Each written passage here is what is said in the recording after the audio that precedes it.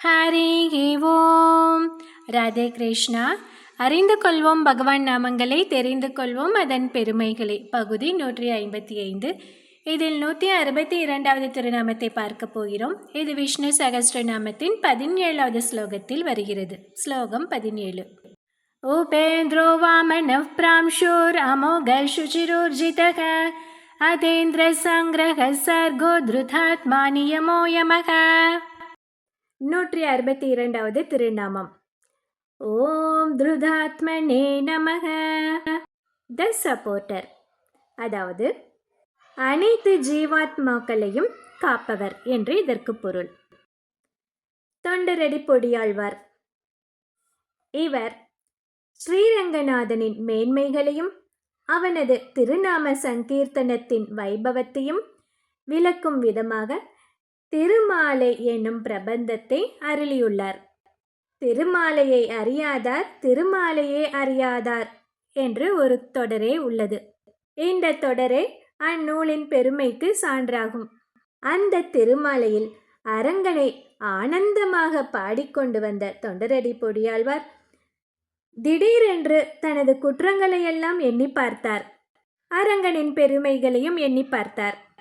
அப்போது உள்ளத்தே உரையும் மாலை உள்ளுவான் உணர்வொன்று இல்லா கள்ளத்தே நானும் தொண்டாய் தொண்டுக்கே கோலம் பூண்டு உள்ளுவார் உள்ளிற்று எல்லாம் உடனிருந்து அரிதி என்று வெல்கி போய் என்னுள்ளே நான் விலவர சிரித்திட்டேனே என்று இந்த பாசுரத்தின் மூலமாக அவ்வளவு உயர்ந்தவனான அரங்கனின் அருகே நிற்பதற்கு கூட நீசனான அடியேனுக்கு தகுதியில்லையே என்று கூறி அரங்கனின் கோவிலை விட்டு விலகி செல்ல முயன்றார். அந்த பாசுரத்தில் என்ன சொல்லியிருக்கிறார் தெரியுமா?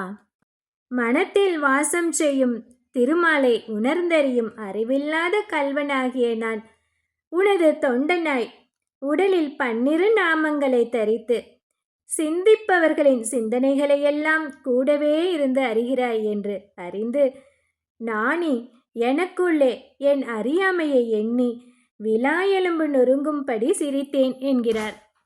அப்போது கோவிலை விட்டு வெளியே செல்ல நினைத்த ஆழ்வாரை தடுத்தான் அரங்கன்.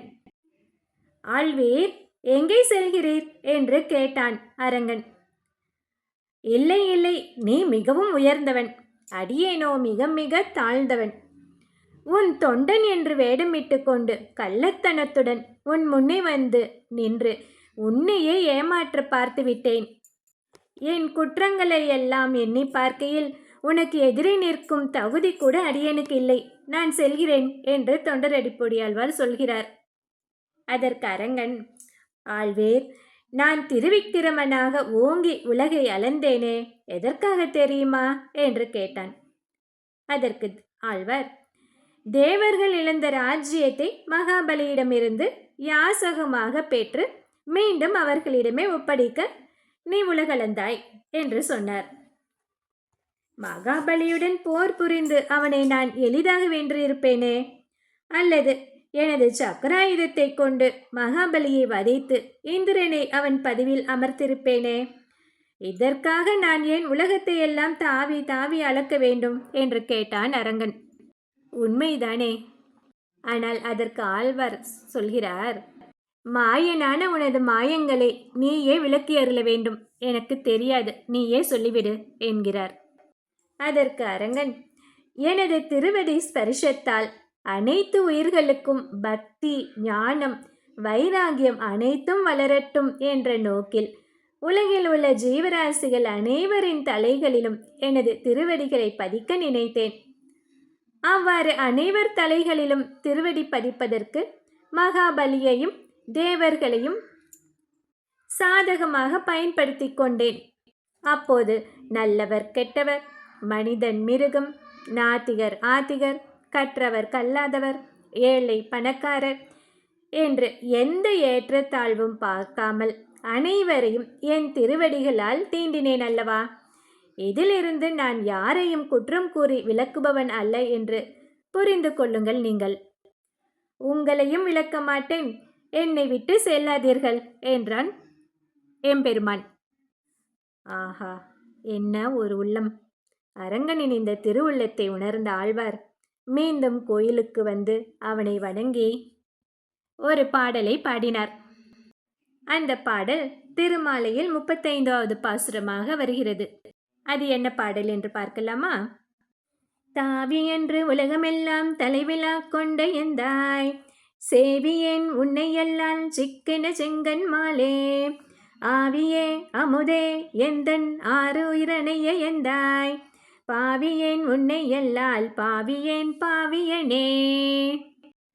அதாவது, அன்று எல்லா உலகங்களையும் கடந்து அனைவர் சிரங்களிலும் திருவடிப்பட வியாபித்த நீ எனக்கு தாய் போன்றவனே, உன்னை தவிர வேறொரு தெய்வத்தை வணங்க மாட்டேன்.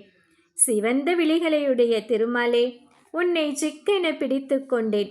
என் உயிரே, அமிர்தம் போன்றவனே, எனது ஆத்மாவுக்கு தந்தையாய் நின்று காப்பவனே, கணக்கற்ற பாபங்கள் செய்த நான் உன்னை அல்லால் வேறொருவரையும் நினைக்கவும் மாட்டேன். நான் அப்போதாவது உய்வேனா என்று பாடுகிறார். இப்படி உலகில் உள்ள அனைத்து ஜீவராசிகளும் உய்வடைய வேண்டும் என்பதற்காக உலகை அளக்கும் போது அனைவரின் தலையிலும் திருமால் தன் திருவடிகளை பதித்தார். இத்தகைய செயல்களால் நாம் பிறவி பெருங்கடலுள் அழுந்தாமல் நம்மை தாங்கி பிடிப்பதால் திருமால் திருதாத்மா என்று அழைக்கப்படுகிறார். அதாவது ஆத்மாக்களை தாங்குபவர் என்று பொருள். இந்த 162வது திருநாமத்தை தினமும் சொல்லி வந்தால் பக்தர்களை அனைத்து விதமான துயரங்களிலிருந்தும் திருமால் காப்பாற்றுவார். அடுத்து 163வது திருநாமம். ஓம் நியமாய நமக.